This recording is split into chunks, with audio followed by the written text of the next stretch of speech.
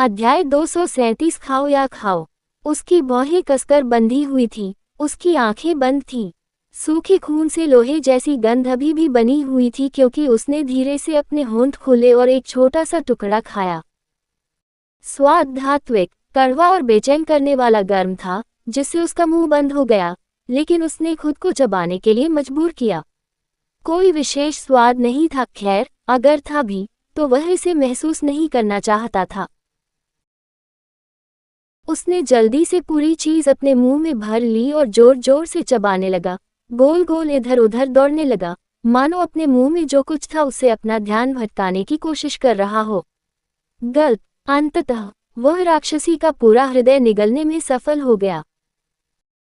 तुरंत उसे कुछ महसूस हुआ, एक अजीब सी गर्मी उसके चारों ओर फैल गई, जबकि उसका दिमाग ऐसा महसूस हुआ मानो उसे बर्फ की बाल्टी में डुबोया जा रहा हो। उसका शरीर गर्म था, उसका दिमाग ठंडा था, और एक चुभन भरी अनुभूति ने उसे ढक लिया था।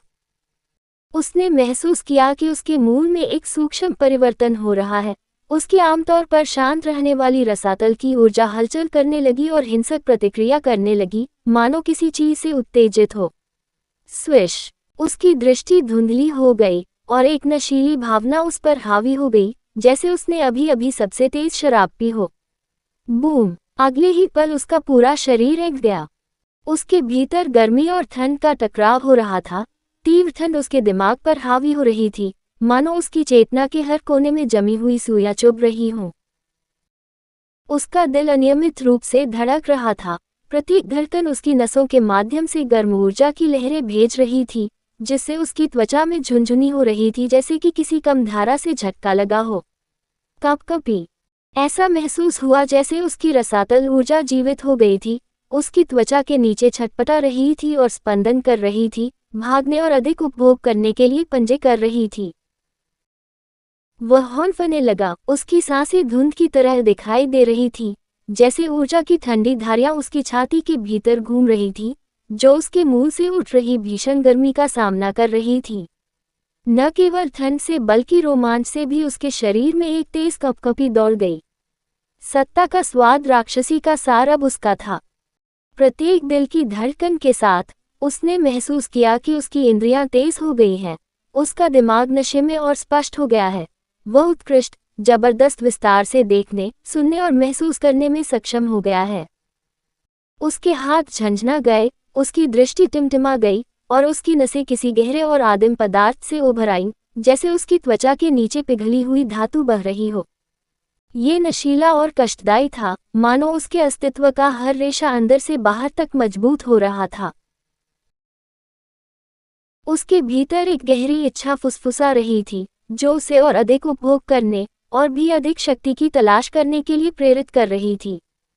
और फिर एक अंतिम कपकपी के साथ ये शांत हो गया।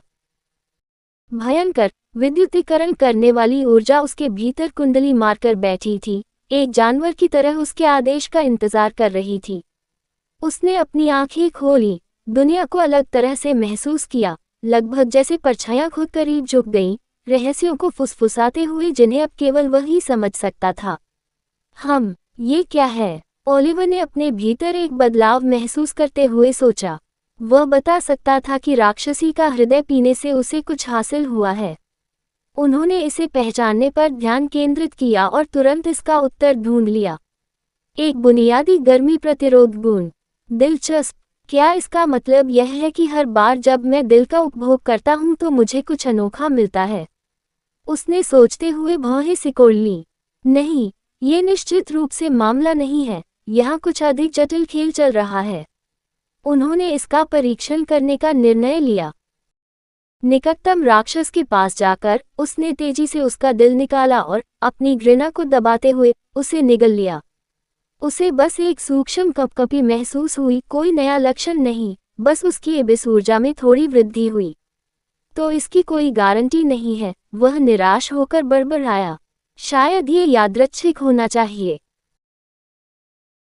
अगर मैं भाग्यशाली रहा या कुछ शर्तें पूरी हुई, तो शायद मुझे उस प्राणी से एक विशिष्ट गुण या क्षमता प्राप्त होगी जिसका दिल मैं खाता हूँ। रुको, अभी इन बातों के बारे में सोचने का समय नहीं है। उसे एहसास हुआ कि उसका ध्यान भटक रहा था, समय बीतता जा रहा था और उसे जल्दी करनी पड़ी। जब उसने अपने चारों ओर पड़े राक्षसों का निरीक्षण किया तो उसकी आंखें ठंडी हो गईं। मुझे माफ कर दो, यह विद्रोही है, लेकिन आवश्यक है। अस्तित्व में नैतिकता के लिए कोई जगह नहीं है, उसने धीमी आवाज में बुदबुदाया। वह जानता था कि दुनिया उसकी सोच से कहीं अधिक विशाल है, कल्पना से परे राक्षस छाया में छिपे हैं, जो लापरवाहों को निगलने के लिए तैयार हैं। यदि वह अनुकूलन नहीं करता, तो वह इस क्रूर दुनिया में एक और हताहत होता। इससे पहले कि वे उसे खा जाएं, उसे उन्हें निगलना था। खाओ या खाओ, तुम्हारा क्या मतलब है? वह गायब हो गया है। जेना रुकी, ऊपर उठी हुई भौहें और एक बेपर्दा भावना के साथ उसने अपने अधीनस्थ की ओर देखा। वह कहाँ गायब हो गया? उसने पूछा। यह मुझे नहीं पता, महोदय, घुटनों पर बैठे व्यक्ति ने ऊपर देखते हुए उत्तर दिया। आपके आदेश के अनुसार मैं उसे सुरक्षित रखने के लिए शहर पहुंचा, ताकि कबीले के ओझा उसे ढूंढ सकें। लेकिन जब तक मैं पहुंचा, वह खेल के मैदान में अपना मिशन पूरा कर चुका था। पहले से ही उसकी आंखें आश्चर्य से चमक उठीं। वह जानती थी कि यह कोई यादृच्छिक मिशन नहीं था, बल्कि एक ऐसा मिशन था जो रैंक निर्धारित करेगा। ब्लैक कोडेक्स फेडरेशन अत्यंत साधन संपन्न था और उसके पास भविष्य बताने में विशेषज्ञ थे। सभी मिशन सावधानीपूर्वक डिजाइन किए गए थे और संगठन के लिए इनका गहरा महत्व था। ये मिशन अपने सदस्यों की क्षमता और क्षमता का विश्लेषण करने के लिए तैयार किए गए थे, और रैंक परिवर्तन मिशन विशेष रूप से चुनौतीपूर्ण थे। ऐसे कार्य को इतनी जल्दी पूरा करना अविश्वसनीय की सीमा पर है। उसने कभी किसी को एक ही दिन में रैंक मिशन पूरा करने के बारे में नहीं सुना था। ये लगभग बेतुका था। वह कितना सक्षम था? रिपोर्ट प्रस्तुत करने के बाद उसकी प्रारंभिक रैंकिंग क्या होगी? उसे प्रत्याशा की अप्रत्याशित भावना महसूस हुई। इतनी जल्दी यह हासिल करने के लिए वह क्या छिपा रहा था? उसने अपनी मेज पर मौजूद दस्तावेजों को उलट-पुलट कर देखा और ओलिवर के मिशन के विवरण के साथ कागज की एक शीट निकाली। विशेष विवरण नहीं लिखे गए थे, केवल समस्या की जड़ का पता लगाने के लिए एक मोटा विवरण लिखा गया था। उसने अपनी आंखें सिकोड़ ली और एक संक्षिप्त कॉल किया। पाओला, मैंने तुम्हें कुछ भेजा है। इस पर गौर करें और देखें कि क्या आपको विवरण मिल सकता है। उसने फोन रख दिया और थोड़ी देर इंतजार किया। जल्द ही अधिसूचना की घंटी सुनाई दी। उसने अपना फोन उठाया, उसकी आंखों में स्पष्ट आश्चर्य की झलक दिख रही थी। पाओला ने उसे कुछ ऐसा भेजा था जिससे उसे आश्चर्य हुआ। यहाँ तक कि उसके अधीनस्थ ने भी उसकी अभिव्यक्ति में बदलाव देखा। जेना को शायद ही कोई बात परेशान करती थी। यह अवश्य कुछ असाधारण होगा। कहानी खत्म। अलविदा।